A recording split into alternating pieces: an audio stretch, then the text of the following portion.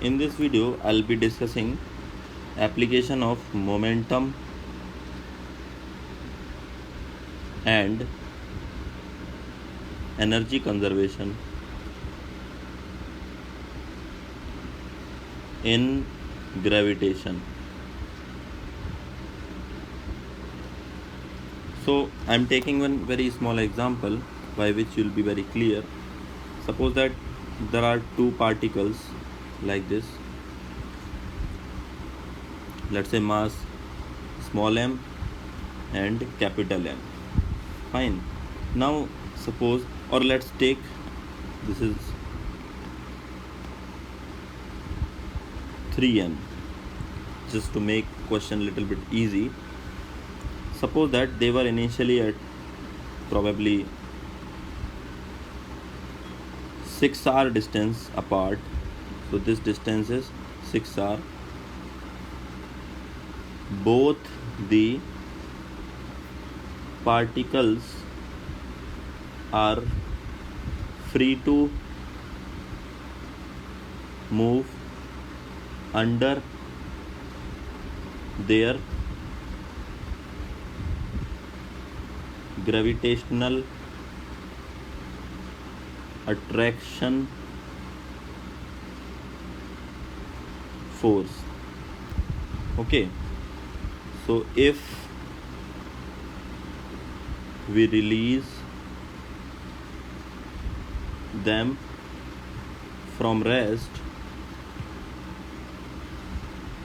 then find out the speeds gained by the particles when they are 2r distance apart. This is very important question in gravitation.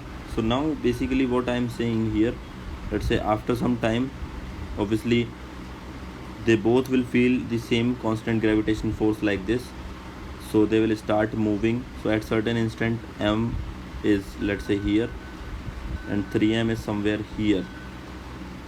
Okay, and now the distance or separation is just 2r. So we can say, let's say it achieved v1 velocity and it achieved v2 velocity. So now our task is to find out the value of v1 and v2. So basically force method is very difficult here because force is variable.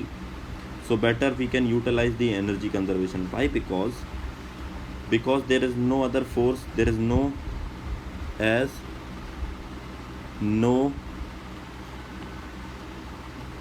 external force here. So W external, which is F external dot x displacement, but F external is 0, so W external is 0. So there is no external work on the system. That means energy is conserved. So we can write that E initial is equal to E final, and we know that E initial will be K initial plus U initial, K final plus U final. Correct? Now the formula for U is in gravitation G m1 m2 upon r, and obviously kinetic energy used to be half mv square. So if we utilize that formula, we can write here what?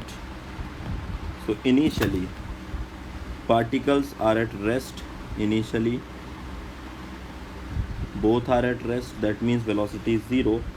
So K initial is 0 plus U initial is minus G small m 3m upon 6r. This is the initial potential energy. And then what about the final potential energy? So final potential energy when they are 2r apart, minus G m 3m upon 2r plus half m the velocity of m I assumed v1 square plus half 3m into v2 square. Correct? So let us solve a bit. So this can be written as half m into v1 square plus half m into v2 square is equal to, so this term I am taking that side, so g 3m square upon 6r plus 3gm square upon 2r, or this can be written as here 3gm square to be common upon 2r is also common, 1 minus 1 by 3, 3gm square upon 2r, this will be 2 by 3, this is cancelled out, this is also cancelled out, gm square upon r. Correct? So we can write here, what we can write, that half m into v1 square plus 3 v2 square is equal to gm square upon r. Say this is equation number 1. Now the problem here is that how to find equation number 2, because we can see there are 1 or 2 variables and only one equation available. So we don't need to worry. We have another clue here. What? As only earlier I said that f external is 0. So that means if f external is 0, that means it says that dp upon dt is equal to 0, as f external is dp upon dt in Newton's second law. That means dp is 0 simply. That means there is no change in the momentum, delta p is 0, which shows p is equal to constant. So I can say p initial is equal to p final. That means linear momentum of the system is conserved. So if that is true, I can apply it. P initial is equal to P final. So initially there is no momentum because everything is on rest, but later on I am assuming that this direction is positive x. So momentum for the first particle will become mv1, which is positive, plus minus 3m into v2 because in the other direction. So mv1 is equal to 3m v2, this is cancelled out. v1 is equal to 3 v2. So we obtained the relation between v1 and v2. Now just we have to substitute the value in equation number 1 after removing this. So we will achieve that this is half m into v1. So instead of v1 it is 3v2 square plus 3v2 square is equal to gm square upon r. So this m and m is also cancelled out. This will become 9v2 square plus 3v2 square 2gm upon r. So finally this is 12v2 square is equal to 2 gm upon r. So this is 6. So v2 square is equal to gm upon 6r, such that v2 is equal to under root of gm upon 6r. Perfect.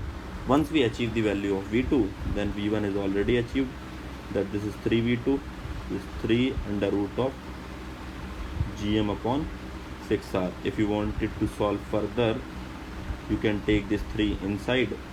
So this will become 9 gm upon 6r, which will be 3 by 2.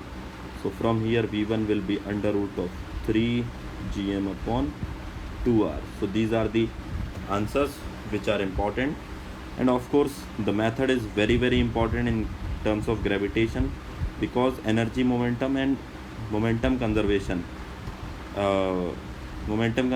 and energy conservation both are used here. So I believe that you learned how to apply it. Okay.